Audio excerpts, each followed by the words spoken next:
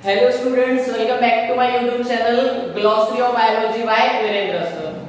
Students, let's continue with our previous topic, that is gametogenesis. In this video lecture we discuss about oogenesis. What is mean by oogenesis? Phases of oogenesis as well as development of ovum. So first we discuss about oogenesis. What is mean by oogenesis? The process of production of ovum is known as oogenesis. The process of production of ovum is known as oogenesis. तो student इसके पहले वाले lecture में हमने spermatogenesis के बारे में पूरा डिटेल में देखा है. डिस्क्रिप्शन में लिंक दी है lecture number 13 as well as lecture number 14. Sperm का structure as well as development and spermatogenesis की पूरी प्रोसेस डिस्क्रिप्शन में लिंक है, आप प्रॉपर वे से लेक्चर देख सकते हैं. इस लेक्चर में लेक्चर नंबर 15 में हम oogenesis के बारे में डिस्कस कर रहे हैं. तो oogenesis मींस क्या है? The process of production of ovum is known as oogenesis. तो स्टूडेंट आपको फिर से वही याद रखना है, जैसे हमने स्पर्मेटोजेनेसिस पढ़ा है वैसे ही oogenesis है. सिर्फ फीमेल के बॉडी में जो स्पर्मेटोजेनेसिस की प्रोसेस है मेल में, फीमेल की बॉडी में ओवम और मेल की बॉडी में स्पर्म. तो अगर मैं बात कर रहा हूँ फीमेल की बॉडी के लिए, तो फीमेल के बॉडी में जो ओवम प्रोड्यूस होते हैं और ओवम प्रेजेंट होते हैं वो बर्थ से होते हैं. मैं क्या बोल रहा हूँ, फीमेल के बॉडी में जो ओवम प्रेजेंट रहते हैं वो बर्थ से रहते हैं, बर्थ से.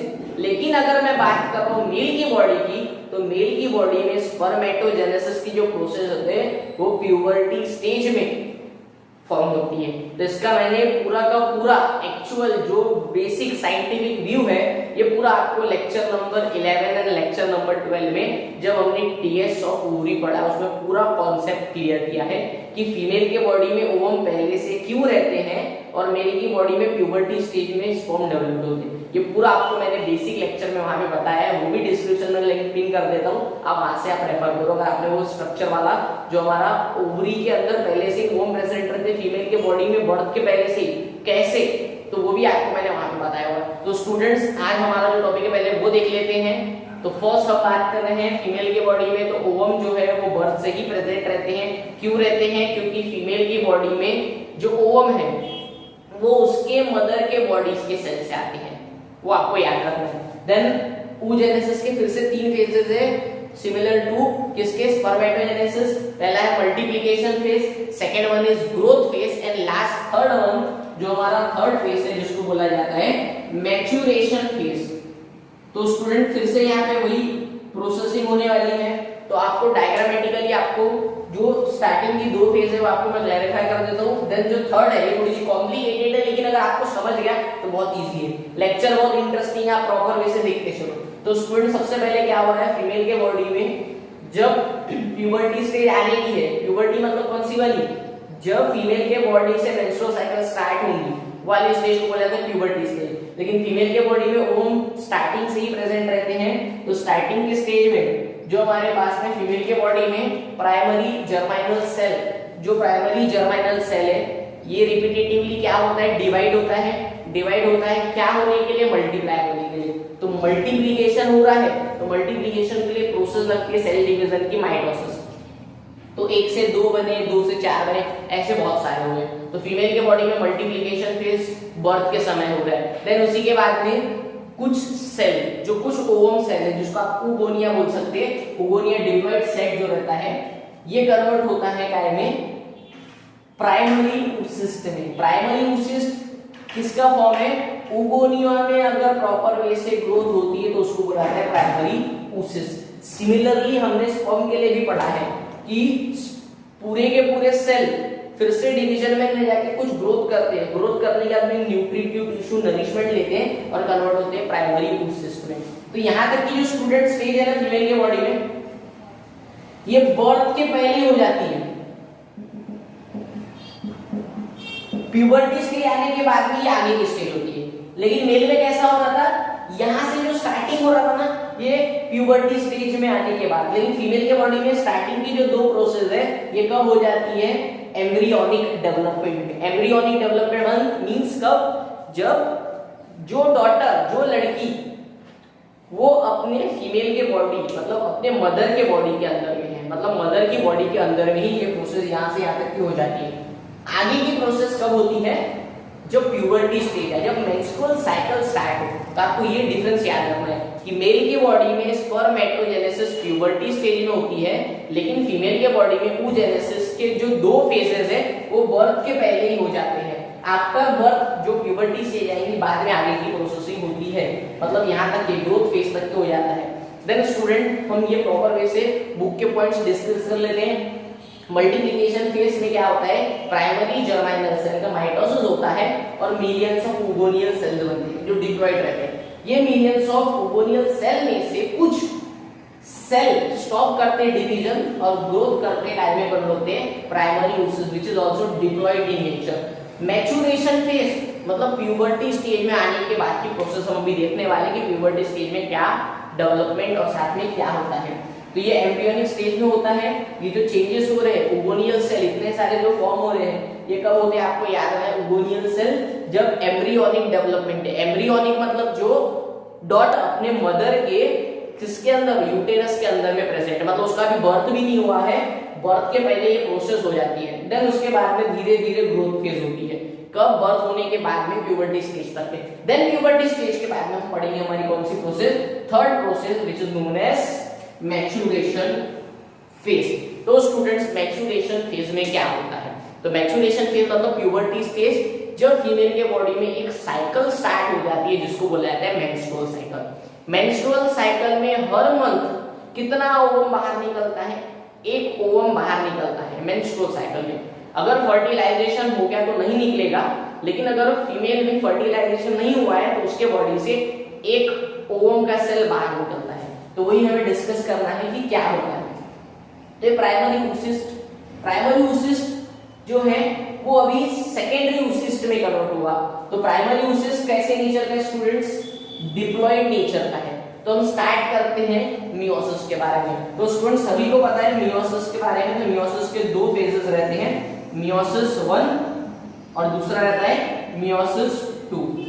तो मियोसिस 1 में क्या होता है, एक जो पेरेंट सेल है इसका डिवीजन 2 इसमें होता है, दोनों के दोनों कैसे रहते हैं, हैप्लॉइड रहते हैं। देन इसी के बाद में फिर ये जो एक बना इससे फिर से कितने बनते हैं, 2, और ये जो एक बना इससे फिर से 2, मतलब एक से कितने बनते हैं स्टूडेंट्स, 4 डॉटर सेल बनते हैं। तो हम डिटेल में देखते हैं अभी कौन सा, third phase of oogenesis that is maturation phase. हाँ स्टूडेंट, तो नेक्स्ट में हम बात कर रहे हैं हमारा मैच्योरेशन फेज। तो मैच्योरेशन फेज की अगर बात कर रहे हैं, मैच्योरेशन फेज में आपको याद रखना है स्टूडेंट्स कि जो हमारा प्राइमरी oocyst है, मतलब यहाँ तक के तो कब हो चुका था, ग्रोथ स्टेज में। ग्रोथ स्टेज के बाद में हमें क्या पढ़ना है स्टूडेंट, मैच्योरेशन फेज। तो जो हमारा प्राइमरी oocyst है, प्राइमरी oocyst अभी कहाँ पे सिचुएटेड है, ओवरी में, क्योंकि हमारी जो oogenesis की प्रोसेस होती है ओवरीज में होती है। तो primary oocyst undergone meiotic phase, तो ये कहाँ जाता है स्टूडेंट, मियोसिस में। Meiosis is also known as reductional division. तो जिसके कारण मियोसिस में क्या होगा स्टूडेंट, अब क्या होता है, मियोसिस के 2 फेज रहते हैं। तो ये पहले तो जाएगा मियोसिस 1 में। तो मियोसिस 1 में जाने के बाद में जो प्राइमरी oocyst, ये जो डिप्लॉयड वाला था स्टूडेंट्स, ये कन्वर्ट होगा हैप्लॉइड में। एक से कितने बनेंगे, 2, तो एक से बनते हैं 2। तो स्टूडेंट आपको एक मेजर फोकस करना है कि जो प्राइमरी oocyst मियोसिस 1 में जाता है मैच्योरेशन आने के समय, जब मेंस्ट्रुअल साइकिल स्टार्ट हुई तब की प्रोसेस स्टार्ट हो गई है। क्योंकि मियोसिस कब होगा, क्योंकि ओवम बाहर निकलेगा मेंस्ट्रुअल साइकिल में और उसको कैसा निकलना है, हैप्लॉइड निकलना है। इसलिए कौन सी प्रोसेस चालू हुई है, कौन सी, मियोसिस। माइटोसिस तो हो चुकी है। देन मियोसिस 1 में क्या होता है स्टूडेंट, आपको सबसे नोट डाउन करने वाला आपको पॉइंट याद रखना है कि primary oocyst is converted into secondary oocyst। लेकिन आप डिफरेंस देखो कि यहाँ पे जो 2 डॉटर सेल बने, ये दोनों के दोनों अनआइडेंटिकल है। कैसे है, अनआइडेंटिकल। आपको एक और बात पता है स्टूडेंट्स कि जो हमारा मियोसिस होता है वहां पे क्या होते हैं, अनआइडेंटिकल डॉटर सेल्स बनते हैं। तो यहाँ पे भी अनआइडेंटिकल बने हैं। तो यहाँ पे जो अनआइडेंटिकल हुआ है ये किसके फॉर्म में हुआ है कि एक जो सेल है, एक लार्ज सेल बना है और एक स्मॉल सेल बना है। जो लार्ज सेल बना है उसको बोला जाता है सेकेंडरी oocyst, और जो स्मॉल सेल बना है उसको बोला जाता है पोलर बॉडी। क्या बोला जाता है, पोलर बॉडी, ये आपको याद रखना है, जिसको बोलेंगे आप फर्स्ट पोलर बॉडी। फर्स्ट क्यों बोला गया, क्योंकि यहाँ पे कौन सी प्रोसेस हुई, मियोसिस 1। देन स्टूडेंट जो सेकेंडरी oocyst है, इसके पास में लार्ज साइटोप्लाज्म है, दोनों के बीच का डिफरेंस, और स्मॉल वाले के पास में स्मॉलर साइटोप्लाज्म है। ये आपको डिफरेंस नोट डाउन करेगा स्टूडेंट्स। यहाँ तक की जो स्टेज होगी ये होगी मियोसिस 1। यहाँ तक कि आपको क्लैरिफाई हो गया होगा। इसके बाद में थोड़ा सा कॉम्प्लिकेटेड है, तो वही हमें डिस्कस करना है। दोनों के दोनों भी हैप्लॉइड है। जो स्मॉलर पोलर बॉडी है, इसका रिप्रोडक्शन में कोई काम नहीं है, इसका रिप्रोडक्शन में कोई काम नहीं है। देन स्टूडेंट आपको ये भी याद रखना है कि जो हमारी फर्स्ट पोलर बॉडी है, ये मियोसिस 2 में कभी कभी एंटर भी नहीं होती है। तो मियोसिस 2 में कभी एंटर होती है, कभी नहीं भी होती है। तो इसका मेजर आपका क्यों नहीं होती है, क्योंकि इसका रिप्रोडक्शन से कोई काम नहीं है। देन इसी के बाद में जो हमारा सेकेंडरी oocyst है, ये सेकेंडरी oocyst कौन से स्टेज में जाने वाला स्टूडेंट, सेकेंडरी oocyst जाएगा कहाँ पे, मियोसिस 2। कहाँ जाएगा, मियोसिस 2। तो स्टूडेंट अभी क्या होता है, ये जाता है मियोसिस 2 के लिए। तो मियोसिस 2 में जाने के बाद फिर से स्टूडेंट क्या होता है, ये जो हमारा लार्ज वाला था, ये फिर से कितने इसमें कन्वर्ट होता है, 2 स्टेज में कन्वर्ट होता है। लेकिन आपको एक पॉइंट नोट करना है कि मियोसिस 2 की जो स्टेज है, अगर स्पर्म की एंट्री अभी नहीं हुई है, स्पर्म अगर फीमेल के बॉडी में एंटर नहीं हुआ है, तो मियोसिस 2 मेटाफेज 2 तक के आके रुक जाता है, आगे नहीं बढ़ता है। तो आपको याद रखना है कि जो हमारा लार्ज सेकेंडरी oocyst था, सेकेंडरी oocyst जब मियोसिस 2 में जाएगा तो मियोसिस 2 पूरा नहीं हो पाएगा, क्योंकि यहाँ पे क्या एंटर नहीं हुआ है, स्पर्म एंटर नहीं हुआ है। स्पर्म जब एंटर ही नहीं हुआ है तो हमारा जो मेटाफेज के बाद में क्या आता है, एनाफेज, तो हमारे जो क्रोमोसोम्स है वो कैसे स्प्लिट होंगे, तो आगे की प्रोसेसिंग नहीं हो पाती है। तो मेटाफेज 2 तक के स्टेज अरेस्ट हो जाती है। अगर स्पर्म एंटर हुआ तो आगे की प्रोसेसिंग में बता रहा हूं, लेकिन अगर स्पर्म एंटर नहीं हुआ तो सेकेंडरी oocyst 2 इसमें डिवाइड हो पाएगा क्या, नहीं हो पाएगा। तो जिसके कारण स्टूडेंट्स क्या हो जाता है कि हमारा जो सेकेंडरी oocyst है, ये सेकेंडरी oocyst का कन्वर्जन आपको पता है ग्राफियन फॉलिकल में होता है। ग्राफियन फॉलिकल होने के बाद में वो मेंस्ट्रुअल साइकिल के थ्रू, किसके थ्रू, मेंस्ट्रुअल साइकिल के थ्रू ओवम रिलीज हो जाता है। ये आपको नोट डाउन करके रखना है। ये एंट्रेंस पॉइंट ऑफ व्यू बहुत काम का है स्टूडेंट्स। आपको फिर से मैं अच्छे से एक बार क्लैरिफाई करके दे रहा हूँ, 2 चीजें बता रहा हूँ, आप अच्छे समझो। अभी भी क्लैरिफाई नहीं हुआ होगा तो अच्छे समझो। क्या बता रहा हूँ मैं, सबसे पहले हमारा प्राइमरी oocyst मियोसिस 1 में गया, इसने 2 सेल बनाया, एक लार्ज बनाया, एक स्मॉल बनाया। लार्ज वाले को बोला जाता है सेकेंडरी oocyst, स्मॉल वाले को बोला जाता है फर्स्ट पोलर बॉडी। ये मियोसिस 2 में एंटर हो भी सकती है, नहीं भी हो सकती है। अगर एंटर हुई तो फिर से 2 पोलर बॉडी बनेगी, जिसको बोलेंगे हम सेकेंडरी पोलर बॉडी। देन इसी के बाद में ये बात की बात होगी। लेकिन अभी सेकेंडरी जो oocyst है, सेकेंडरी oocyst अगर जा रहा है किसमें, मियोसिस 2 में, अगर सेकेंडरी oocyst मियोसिस 2 में अगर जा रहा है तो अरेस्ट हो जाता है कहां तक के, मेटाफेज 2। आप बोलेंगे सर मेटाफेज 2 में आने के बाद में क्यों रुक जाता है, अरे जब दूसरा वाला सेल ही नहीं है, मतलब दूसरा मतलब मेल गैमेट और फीमेल गैमेट ही नहीं है, तो आगे की प्रोसेसिंग कैसे होगी, वो स्प्लिट अप कैसे होंगे आगे जाके। तो स्टूडेंट क्या होता है, मेटाफेज 2 में आने के बाद में वो रुक जाता है। सेकेंडरी oocyst ये एंटर हुआ था मियोसिस 2 के लिए, मियोसिस 2 में आने के बाद में सेकेंडरी oocyst मेटाफेज 2 में आने के बाद में रुक जाता है। और अगर स्पर्म अभी एंटर ही नहीं हुआ तो एनाफेज 2 नहीं हो पाएगा। अगर स्पर्म एंटर नहीं हो रहा है तो कुछ प्रोसेसिंग नहीं होगी। तो मेंस्ट्रुअल साइकिल जो आती है, मेंस्ट्रुअल साइकिल में फीमेल के बॉडी से ब्रीडिंग फेज में रिलीज हो जाएगा। ये आपको एक केस बताया मैंने। अब मैं सेकेंड केस डिस्कस करता हूँ स्टूडेंट। अगर फीमेल के बॉडी में स्पर्म एंटर हुआ तो क्या होता है, सेकेंडरी जो फॉर्म हो रहा था इसका फर्टिलाइजेशन हो रहा है। तो आगे की प्रोसेसिंग अभी हम देखते हैं कि आगे क्या होता है। तो student let's discuss about secondary oocyst। हाँ स्टूडेंट, तो फर्स्ट अभी फिर से आपको प्रॉपर वे से बता रहा हूँ मैं अच्छे से कि सेकेंडरी oocyst जो है ये प्रोसेस करता है किसके लिए, मियोसिस 2। अगर मियोसिस 1 मियोसिस 2 ये किसी को अभी भी क्लैरिफाई नहीं हो रहा होगा तो डिस्क्रिप्शन में लिंक दिए, आपने 10th स्टैंडर्ड में सेल डिवीजन करके जो टॉपिक पढ़ा है वहां पे मियोसिस और मियोसिस 2 के बारे में पढ़ा है, उसके फेजेस के बारे में पढ़ा है कि उसके 4 फेज रहते हैं, प्रोफेज, मेटाफेज, एनाफेज, टेलोफेज, ये पूरा प्रॉपर वैसे आप देख सकते हैं।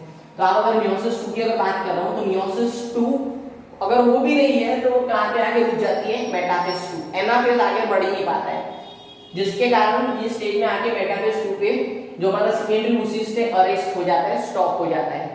देन क्या होता है कि जो हमारा सेकेंडरी ऊसिस्ट है वो शेड लेता है किसमें, ग्राफियन फॉलिकल में। और ग्राफियन फॉलिकल अगर एक बार बन गया तो ग्राफियन फॉलिकल के बाद में फिर आपको याद रखना है कि अगर फर्टिलाइजेशन हो रहा है तो आगे जाके ओवम और स्पर्म का फ्यूजन होके गैमेट बनेगा, नया वाला जाइगोट बनेगा। लेकिन अगर फर्टिलाइजेशन नहीं हुआ तो ये रिलीज हो जाएगा मेंस्ट्रुअम के थ्रू, मतलब मेंस्ट्रुअल साइकिल में जो ब्लीडिंग होती है उसके थ्रू। ये हमारा फर्स्ट केस, अगर फर्टिलाइजेशन नहीं हुआ।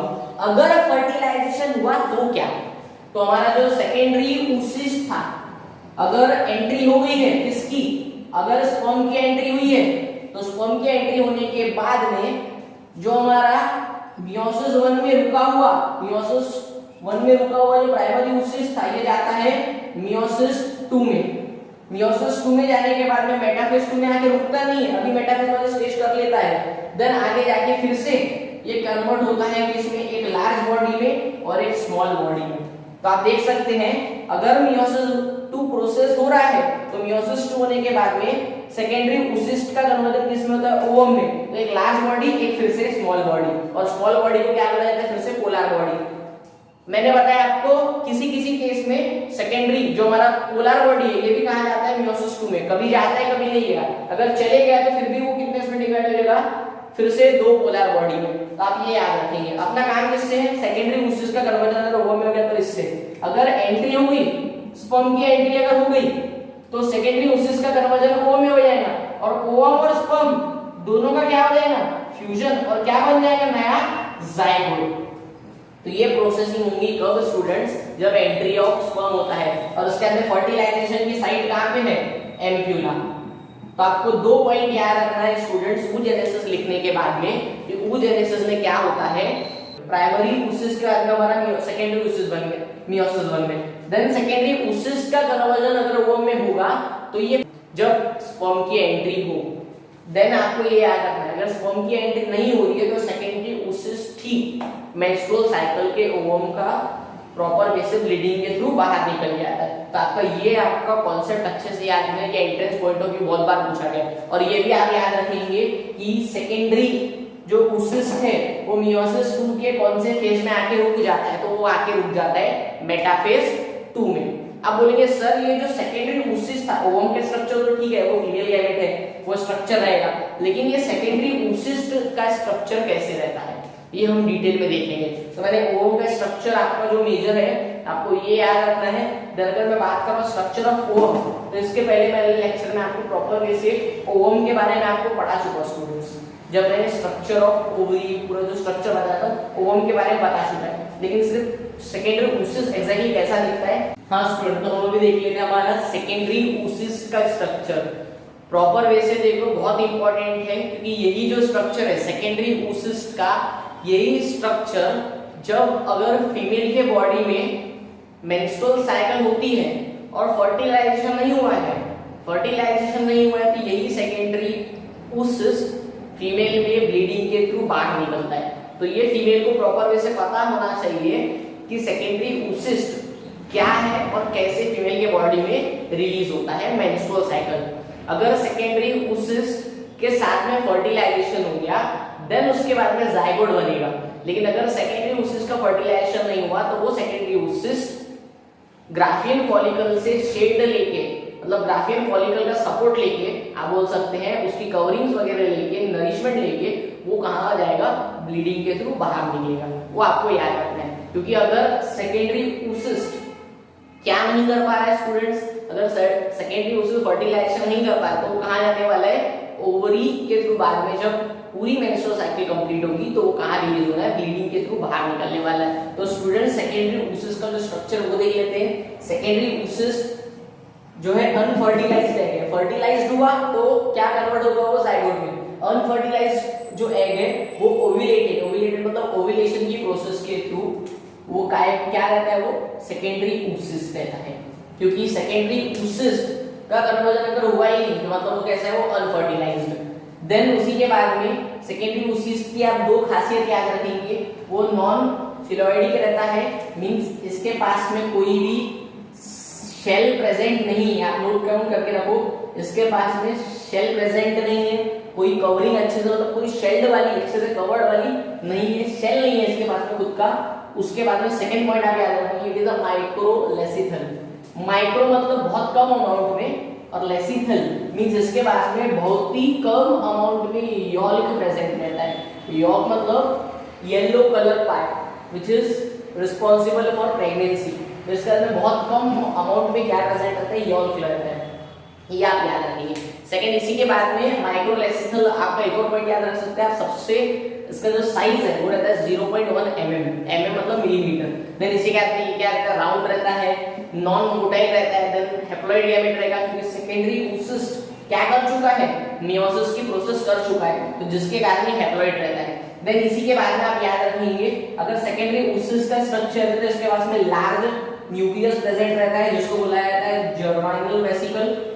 Secondary oocyst contain large nucleus known as germinal vesicle, और उसी का रिमेनिंग जो साइटोप्लाज्म रहता है उसको बुलाया जाता है ooप्लाज्म, उसी को बुलाया जाता है ooप्लाज्म। तो यहाँ तक स्टूडेंट पूरा का पूरा बेसिक पॉइंट है आपका जो सेकेंडरी oocyst में प्रेजेंट रहता है। इसी के बाद में हम डिस्कस करते हैं कि उसकी मेम्ब्रेन्स कौन सी रहती है, उसके कौन से दो पोल्स रहते हैं। तो एक रहता है वेजाइडल पोल, दूसरा उसी के बाद में दूसरा जो एक है वेजिटेटिव पोल, दूसरा रहता है एनिमल पोल, वो भी डिस्कस करते हैं। हम अभी देखते हैं सेकेंडरी oocyst के मेम्ब्रेन्स के बारे में। हाँ स्टूडेंट, तो नेक्स्ट है हमारे पास में हम बात करते हैं, हमें ये तो पता है कि जो हमारा सेकेंडरी oocyst है उसके पास में शेल नहीं है लेकिन वो कवर रहता है, तो उसकी कवरिंग्स के बारे में डिस्कस करते हैं। तो स्टूडेंट्स जो हमारे पास में ये बेसिक स्ट्रक्चर मैंने आपको बनाया हुआ है, सबसे सेंटर में सेकेंडरी oocyst का जो सेंटर है वहां पे न्यूक्लियस प्रेजेंट रहता है, जिसको हमने जर्माइनल वेसिकल बोला। रिमेनिंग पार्ट को cytoplasm which is also known as ooप्लाज्म, यहां तक हमने डिस्कस किया। देन इसी के बाद में आप याद रखेंगे कि न्यूक्लियस को जो कवर करके मेम्ब्रेन रहती है जिसको बोलेंगे हम egg membrane which is known as vitelline membrane. तो एग मेम्ब्रेन को ही व्हाइट लाइन मेम्ब्रेन बोला जाता है, जो क्या सीक्रेट करती है, which secrete non cellular glycoprotein membrane which is known as zona pellucida. तो आप याद रखेंगे कि जो हमारी अंदर वाली लेयर है ये सीक्रेट करती है नॉन सेल्यूलर। तो यहाँ पे जो आपको स्ट्रक्चर दिख रहा है ये नॉन सेल्यूलर जो स्ट्रक्चर दिख रहा है जहाँ पे सेल नहीं है तो ये सीक्रेट करती है। मतलब क्या बोल रहा हूँ मैं, white line membrane non cellular glycoprotein membrane, जैसे कि आपका ये हमारा न्यूक्लियस। देन इसी के बाद में ये वाली जो लेयर है इसको मैंने क्या बोला, व्हाइट लाइन मेम्ब्रेन। ये एक non cellular membrane structure secret करता है जिसको बोलता हूं मैं ज़ोना पेल्यूसिडा। यहां तक क्या आपको सभी को पता है ज़ोना पेल्यूसिडा। देन इसी के बाद में याद रखेंगे आप कि जो हमारा सेकेंडरी oocyst रहता है स्टूडेंट्स, सेकेंडरी oocyst के पास में उसके पास में एक फर्स्ट पोलर बॉडी प्रेजेंट रहती है। तो ये जो पोलर बॉडी है ये कवर रहती है सेकेंड वाले इस पे, जिसको बोला जाता है पर व्हाइट लाइन मेम्ब्रेन। क्या बोला जाता है स्टूडेंट्स, आप उसको याद रखेंगे कि ये जो स्पेस है ये वाली स्पेस में क्या प्रेजेंट है हमारा फर्स्ट पोलर बॉडी। तो फर्स्ट पोलर बॉडी कहां पे प्रेजेंट रहती है, तो स्ट्रक्चर पे प्रेजेंट रहती है। मेम्ब्रेन को बोलेंगे आप व्हाइट लाइन मेम्ब्रेन, पर व्हाइट लाइन मेम्ब्रेन मींस मैं क्या बोल रहा हूं ज़ोना पेल्यूसिडा, और ये नॉन सेल्यूलर स्पेस के बीच में जो मेम्ब्रेन प्रेजेंट है, मतलब व्हाइट लाइन मेम्ब्रेन और ज़ोना पेल्यूसिडा के बीच में क्या प्रेजेंट है, पर व्हाइट लाइन मेम्ब्रेन। तो ये आप आपके एंट्रेंस पॉइंट ऑफ व्यू याद रखो कि सबसे पहले आपको याद रखना है अंदर में न्यूक्लियस को जो कवर है उसको बोला जाता है, क्या बोला जाता है, न्यूक्लियस का cover egg membrane which is known as vitelline membrane. Vitelline membrane के बाहर एक लेयर है जिसको बोलते हैं पर व्हाइट लाइन मेम्ब्रेन, जिसके अंदर में क्या प्रेजेंट है फर्स्ट पोलर बॉडी। पर व्हाइट लाइन मेम्ब्रेन के बाहर एक लेयर प्रेजेंट है, मतलब सेल्यूलर लेयर नहीं है लेकिन ग्लूकोज और प्रोटीन के मॉलिक्यूल से भरी हुई मेम्ब्रेन है जिसको बोला जाता है ज़ोना पेल्यूसिडा। तो ज़ोना पेल्यूसिडा के बीच में और व्हाइट लाइन मेम्ब्रेन के बीच में क्या प्रेजेंट है, पर व्हाइट लाइन मेम्ब्रेन। इसी के बाद में आप याद रखेंगे zona pellucida is covered by radially elongated cell, तो zona pellucida radially elongated cell से प्रेजेंट है, जिसको बुलाते हैं कोरोना रेडिएटा सेल। तो कोरोना रेडिएटा सेल्स के बारे में हमने प्रीवियस लेक्चर्स में देखा हुआ, ये सब मैंने आप पहले से पढ़े, इसलिए मैंने आपको फटाफट बता दिया। तो कोरोना रेडिएटा सेल कवर करके रखती है। देन इसी के बाद में कोरोना रेडिएटा सेल के साथ में दो चीजें आती है, इधर साइड से कौन सी मेम्ब्रेन है, ज़ोना पेलुसिडा, और कोरोना रेडिएटा सेल के साथ में दूसरा एक एसिड अटैच होता है, जिसको बोलेंगे आप hyaluronic acid. Hyaluronic acid means कौन सा वाला, जो हाई एलियोनाइड एसिड स्पर्म के हेड के टिप पे प्रेजेंट रहता है। तो आप ये याद रख सकते हैं कि यहाँ पे स्पर्म की एंट्री को अगर स्टार्ट कराना है, जब स्पर्म एंटर होगा तो क्या होगा, corona radiata cell hyaluronic acid secrete करेगा। तो ये आप याद रखेंगे। देन स्टूडेंट इसके बाद में लास्ट पॉइंट याद रखिए आप, जिस साइड में न्यूक्लियस और फर्स्ट पोलर बॉडी है, जिस साइड में न्यूक्लियस और फर्स्ट पोलर बॉडी है उसको बोला जाता है एनिमल पोल। क्या बोला जाता है, एनिमल पोल। और जो रिमेनिंग पार्ट है उसको बोला जाता है वेजिटल पोल। रिमेनिंग मतलब ऊपर वाला जो पार्ट है उसको बोला जाता है वेजिटल पोल। तो यहाँ तक के स्ट्रक्चर है हमारे पास में स्टूडेंट्स किसका, पूरा का पूरा सेकेंडरी oocyst का। तो यहाँ तक के हमारे पास में स्टूडेंट पूरा स्ट्रक्चर है सेकेंडरी oocyst का। हाँ स्टूडेंट, यहाँ तक के हमने देख लिया secondary oocyst as well as हमारा जो oogenesis का प्रोसेस था। तो नेक्स्ट लेक्चर में हम देखेंगे फर्टिलाइजेशन। 2.5 हमारा टॉपिक है फर्टिलाइजेशन, तो लेक्चर में हम कंप्लीट करेंगे। तो स्टूडेंट्स आप अच्छे से इसके नोट्स बनाओ, प्रॉपर वे से प्रिपेयर करो। कोई भी अगर डिफिकल्टी है तो इंस्टाग्राम पे मेरा पेज है वीरेंद्र सर 99 बायोलॉजी, उस पर आप मेरे को आपके डाउट्स क्लियर कर सकते हैं। मिलते हैं नेक्स्ट लेक्चर में। Thank you so much dear students.